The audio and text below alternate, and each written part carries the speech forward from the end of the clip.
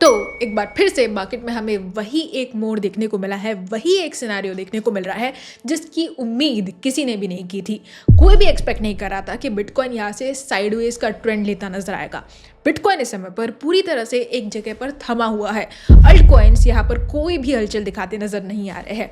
जो overall downfall हमें देखने को मिला वो तो पूरी तरह से शॉकिंग था ही, लेकिन उसके पीछे की कहानी क्या है, क्या चीजें चल रही है मार्केट में, किस तरह से यहाँ पर यूएस के अंदर जो ट्रंप है वो बड़े कदम उठाते दिखाई दे रहे हैं। डोनाल्ड ट्रंप को लेकर एक अफवाह ये फैलाई जा रही है कि 2026 के अंदर जितने भी क्रिप्टो होल्डर्स हैं वो बेल आउट हो सकते हैं। और आज के इस वीडियो में हम जानेंगे कि क्या ये पॉसिबल है भी, क्या 2026 में बहुत सारी चीजें इंप्रूव हो सकती है, किस तरह से मार्केट फंक्शन करेगा और अभी के टाइम पर सिनेरियो क्या है जिससे 2026 पर एक भारी प्रभाव पड़ सकता है। तो मेक श्योर वीडियो को लास्ट तक देखिए। आज के इस वीडियो में हम इन्हीं सारे टॉपिक्स के बारे में डिस्कस करने वाले हैं। साथ ही में आप हमारे इंस्टाग्राम, टेलीग्राम और ट्विटर अकाउंट को भी ज्वाइन कर सकते हैं, जिसका लिंक आपको नीचे डिस्क्रिप्शन बॉक्स में ही मिल जाएगा। हेलो दोस्तों, welcome to the crypto byte. और आज हम लोग बात करने वाले हैं क्रिप्टो मार्केट की कुछ बहुत ही इंपॉर्टेंट अपडेट्स के बारे में।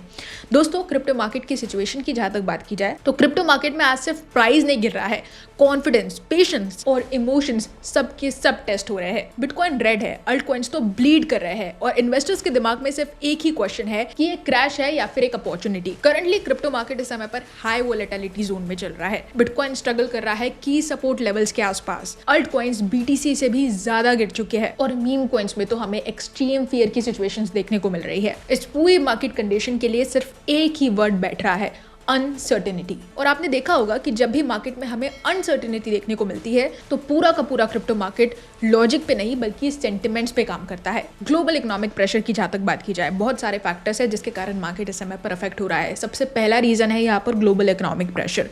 ये क्यों हो रहा है? क्योंकि इन्फ्लेशन अभी फुल्ली कंट्रोल में नहीं है, कुछ भी हो सकता है और ज्यादातर देखा जाए तो इन्फ्लेशन बढ़ने के चांसेस ही देखने को मिल रहे हैं। इंटरेस्ट रेट्स हाई रहने का फियर भी मार्केट में बहुत ज्यादा देखने को मिल रहा है। ग्लोबली भी अगर हम बात करें तो ये प्रेशर सबसे ज्यादा बड़ा माना जा रहा है और दूसरी तरफ लिक्विडिटी भी मार्केट के बाहर जा रही है। तो इन सारी चीजों के कारण ग्लोबल इकोनॉमिक प्रेशर जो है वो काफी तेजी से क्रिएट हो रहा है।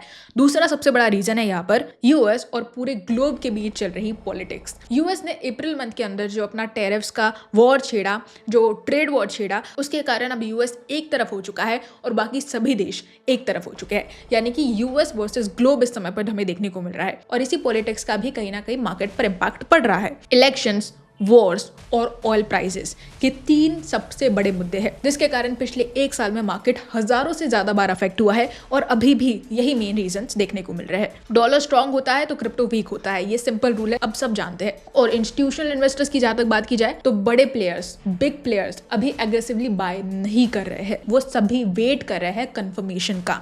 यानी कि जितने भी वेल्स है, जितने भी बड़े इंस्टीट्यूशनल इन्वेस्टर्स है, वो भी इस समय पर बाय नहीं कर रहे हैं। तो देखा जाए तो ये कहीं से भी जो हमें देखने को मिला कि क्या ये क्रैश है या फिर अपॉर्चुनिटी, तो कहीं से भी ये अपॉर्चुनिटी तो नहीं है, ये क्रैश ही है और बहुत बुरा क्रैश है जो कहीं ना कहीं एक बार फिर से वो 21 बिलियन डॉलर्स की जो लिक्विडिटी हमें देखने को मिली थी वैसी हिस्ट्री क्रिएट कर सकता है। रिटेलर पैनिक भी हमें देखने को मिल रहा है। जो छोटे छोटे इन्वेस्टर्स है वो लगातार धड़ाधड़ अपने जो फंड्स है, जो एसेट्स है, उनको सेल करते दिखाई दे रहे हैं मार्केट से। मार्केट का सिनेरियो इस समय पर ऐसा है कि डर भी है और कंफ्यूजन भी है, यानी कि फियर प्लस कंफ्यूजन हमें देखने को मिल रहा है मार्केट में इस समय पर। जब भी कंफ्यूजन जैसी चीज हमें मार्केट में देखने को मिलती है, ज्यादातर ये तभी होता है जब किसी को कुछ पता नहीं होता कि मार्केट में आखिरकार चल क्या रहा है, क्यों मार्केट क्रैश हो रहा है, क्यों लगातार बिटकॉइन नीचे जा रहा है, क्यों अल्ट कॉइन्स ब्लीड कर रहे हैं। किसी के पास किसी भी चीज़ का कोई जवाब नहीं होता है, तब मार्केट में आता है कंफ्यूजन और इसी कंफ्यूजन का तोड़ होता है वेट एंड वॉच। इसके अलावा कुछ नहीं कर सकते क्योंकि किसी के हाथ में इस समय पर कुछ नहीं है। अब यहाँ पर 90% लोग गलती क्या करते हैं,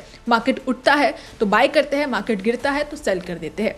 ये चीज़ें हमें नहीं करनी है। देखा जाए तो अभी भी एक्यूमुलेशन पीरियड नहीं है, आपको यहाँ पर वेट एंड वॉच सिचुएशन खेलनी है। यहाँ पर आपको ना बाय करने की जरूरत है ना सेल करने की जरूरत है, बस देखते रहिए और क्या हो रहा है उसको समझने की कोशिश करिए क्योंकि बहुत ही कंफ्यूजिंग सिचुएशंस है। मार्केट के जितने भी बड़े प्लेयर्स हैं वो भी अभी तक इस सिचुएशन का सही अंदाजा नहीं लगा पा रहे हैं कि आखिरकार मार्केट गिर क्यों रहा है, किस तरह से मार्केट फंक्शन कर रहा है, ये जो ट्रेंड्स हमें मार्केट में देखने को मिल रहे हैं ये आखिरकार क्यों देखने को मिल रहा है।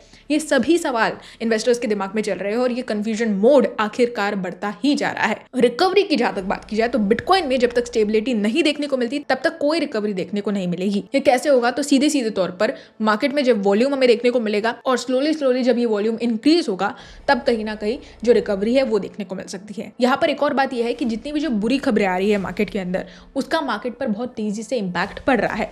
तो ये जो बुरी खबरें हैं ये जब आना बंद हो जाएगी या फिर इनका जो प्रभाव है वो मार्केट पर कम हमें देखने को मिलेगा, तब रिकवरी के चांसेस बढ़ जाते हैं। और सबसे जरूरी, एक पॉजिटिव ट्रिगर की बहुत ज्यादा जरूरत है इस समय पर मार्केट को। किसी भी ETF से रिलेटेड अपडेट या कोई भी एक ऐसी पॉजिटिव अपडेट जो मार्केट को एक अच्छा खासा जैब दे दे, तो हम अल्ट कॉइन्स को और साथ ही साथ बिटकॉइन को भी थोड़ा बहुत रिकवर होता देख सकते हैं। लेकिन उसके लिए हमें वेट करना पड़ेगा। इसको हम लोग नाम देते हैं प्रिपरेशन फेज का, क्योंकि ये एक ऐसा फेज होता है जिसमें पैसा नहीं बनता है, पोजीशंस बनती है। नॉइस और शोर बहुत ज्यादा होता है लेकिन क्लैरिटी बहुत कम होती है। और यहाँ पर बिटकॉइन से भी सबसे बड़ा एसेट होता है पेशेंस। पेशेंस सबसे बड़ा एसेट होता है यहाँ पर। अगर आप यहाँ पर सिर्फ कॉइन्स के प्राइजेस देख रहे हो तो आप पिक्चर का सिर्फ 10% देख रहे हैं। इसलिए चीज़ों को अच्छे से समझने की कोशिश करिए। मेरे आगे के वीडियोस में भी आपको क्लैरिटी मिलेगी कि मार्केट में आखिरकार सेंटिमेंट्स कैसे काम करते हैं। अब ये जो प्रिपरेशन फेज है, यहाँ पे आपको पता चला होगा कि कैसे मार्केट में क्लैरिटी कम है, कैसे मार्केट में कंफ्यूजन बढ़ रहा है, किस तरह से हमें काम करना है। और हर बार आपके लिए टेक्निकलिटीज या स्ट्रेटजीज काम नहीं आएगी। कई बार आपको इन्वेस्टर्स के सेंटिमेंट्स को भी ध्यान में रखकर काम करना होता है। तो ये वेट एंड वॉच वाला पीरियड है जिसमें आपको संभल के रहना होगा और ज्यादा हड़बड़ी करने की जरूरत नहीं है, बहुत क्विक डिसीजंस लेने की जरूरत नहीं है। ध्यान से सोचिए और समझ कर डिसीजंस लीजिए। दोस्तों, यही थी हमारी आज की अपडेट मार्केट की करंट सिचुएशन को लेकर। होप आपको मेरा वीडियो पसंद आया होगा। अगर पसंद आया है तो आप इस वीडियो को लाइक कर सकते हैं, चैनल को सब्सक्राइब करना बिल्कुल भी मत भूलिएगा। और आप हमारी टेलीग्राम ग्रुप, इंस्टाग्राम और ट्विटर अकाउंट को ज्वाइन कर सकते हैं, जिसका लिंक आपको नीचे डिस्क्रिप्शन बॉक्स में ही मिल जाएगा। दोस्तों, आज के लिए बस इतना ही। कल फिर मिलेंगे क्रिप्टो के नई अपडेट्स के साथ। तब तक के लिए एंजॉय द मार्केट।